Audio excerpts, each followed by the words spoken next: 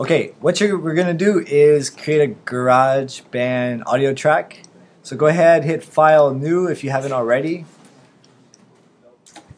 and just choose the piano. That's fine. And then we're gonna hit Create, and then we create our new track. Now let me show you a few things about GarageBand. And also, I am recording this for those of you guys who get lost and share, so try to keep the noise level down because your voices will be heard a little bit on the background. First of all, the default here is grand piano. We don't need that. Let me show you guys how to delete a track. Make sure it's highlighted in green, hit track, and delete track. So now it's an empty case. Now to add a new track, okay? Now a track is basically in a song. You'll have different various instruments. You might have a guitar track. You'll have a vocal track. You'll have a bass guitar track, a drum track. And then you take all these tracks together and it forms a song in harmony. So that's what we're trying to do right now. So go ahead and hit new track, and we're going to use a software instrument. Now GarageBand is very powerful. It has a lot of instruments built in that we can use to create music. So what we're gonna do first is let's go ahead and choose a bass guitar.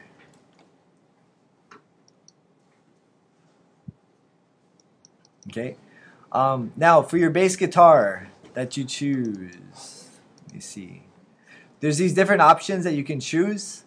But for example, if we use fingerstyle electronic bass, some of our software isn't installed, like the Disc 2 kind of things. So we're not going to use that one today. I'm going to use the trance bass. So you can use that one or a different one if you like. Click on Save Instrument.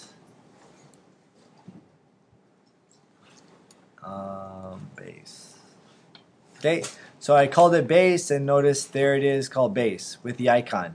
Now if we don't want that icon, we can change the icon here to be more like a bass looking guitar. I'm going to choose this one. So change your icon to make it look more like a bass guitar. Okay, you got it? Now we're going to play our bass the way that we want it for our song. So first of all, you need to go to Window and then choose musical typing. Okay, now we have this screen which shows us how to play. Now today you are going to use the headphones. Don't put the headphones all the way over your ears. Just go ahead and hang them down by your neck and then turn up the volume so that you can hear me and the music playing below. Now if you type these keys, it'll actually play the sound, and notice it's different pitches. So there's my S, there's my D, and my G, and my T. You can also subtract the velocity or increase the velocity and the octaves here according to the keys that you want. So go ahead and test out some of these keys and get an idea of what type of bass that you want to do. Once you have an idea of the rhythm or the method you want to use, go ahead and we're going to record. The record button is down here with the red button. So you're going to hit record. This is an intro, and then when you're ready, you're going to start. So I'm going to start right now.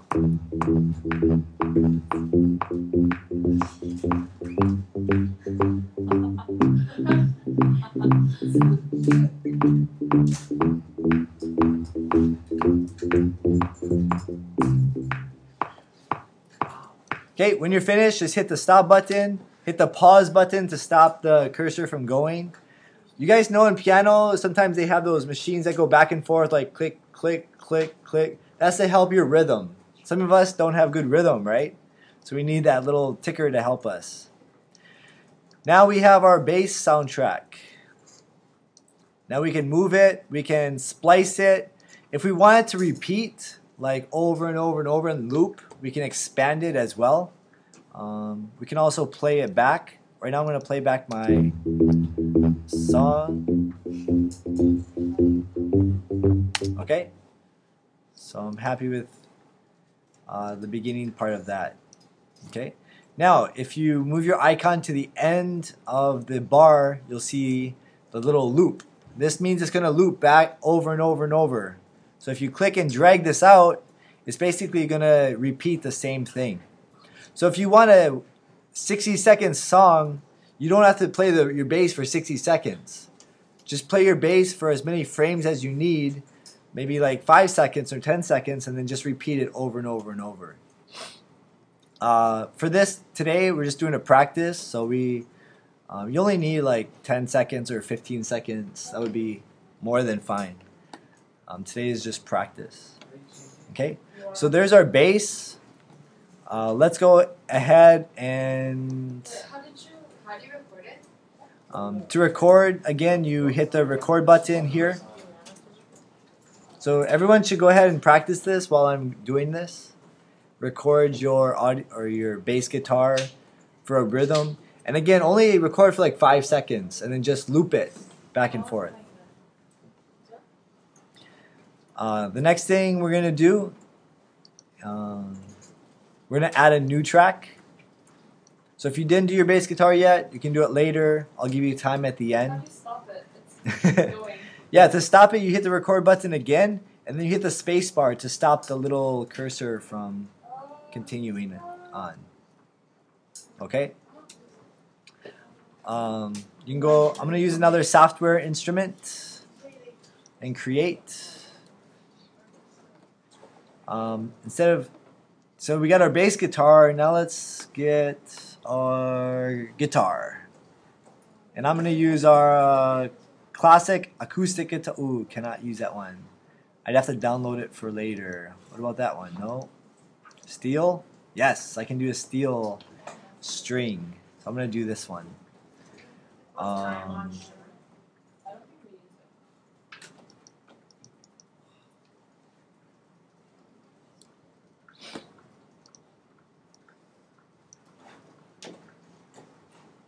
Okay, so I'm going to record my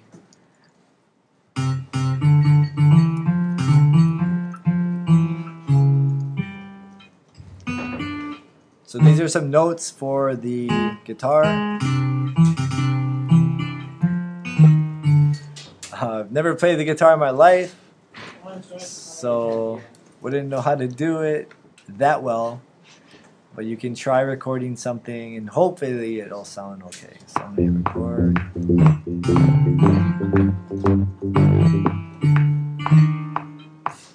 Oh no, that doesn't sound too good. Let me check this out.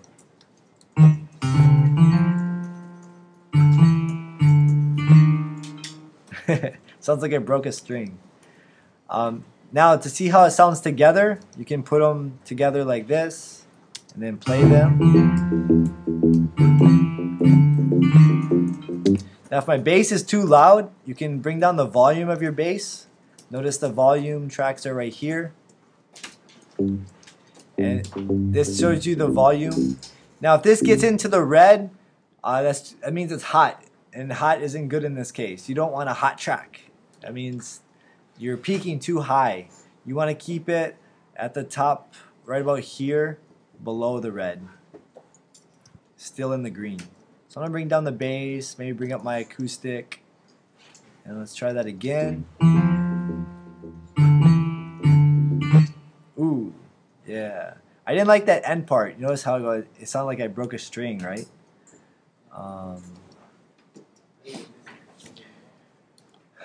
So here's the keys that I played. If you go to this icon right here, that's the view and the hide. You can notice the pitch, so I can change my pitch. I can change my view of the notes to see the different types of notes that I used. You can check the score. Notice on the score it shows the notes that I'm playing. So if you can read notes, this will make sense to you. If you can,